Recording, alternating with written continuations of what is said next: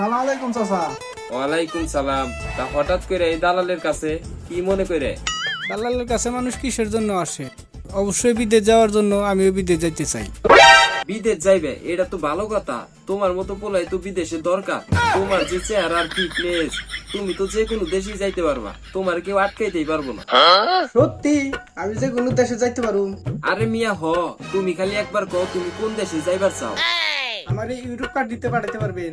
আরে মিয়া তুমি যে কি কও না, আমি তো ইউরোপ কান্ট্রি ছাড়া লোকই বাড়াইলাম। গত সপ্তাহে বাড়াইছি 90 জন, তার মধ্যে 40 জন গেছে আমেরিকায়, 30 জন গেছে পোল্যান্ড, আর 30 জন গেছে সাইপ্রাস। আমার কাছে আমেরিকার একটা ভিসা আছে, তুমি যদি চাও তাইলে তোমার 3 দিনের মধ্যে আমেরিকায় পাঠাইতে পারি। কি কন, 3 দিনের মধ্যে আমেরিকা পাঠাইবেন? টাকা নিবেন কত? তুমি এলে আমাকে নিজে গো মানুষ, তোমার কাছ থেকে কি বেশি নেওয়া যাবো?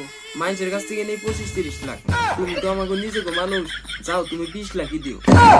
আচ্ছা ঠিক আছে, টাকা 20 লাখই দিমু। ওই জায়গায় কাজটা দিবেন কি? কাজ নিয়ে তোমার কোনো টেনশন করা লাগবো না। তোমার এমন কাজে দিমু, পায়ের উপর পাউতে লেখা লিয়েছে, নিচে বয়ে থাকবা। আচ্ছা ঠিক আছে, পাসপোর্ট আর টাকা নিয়ে বিকালে দেখা করবো।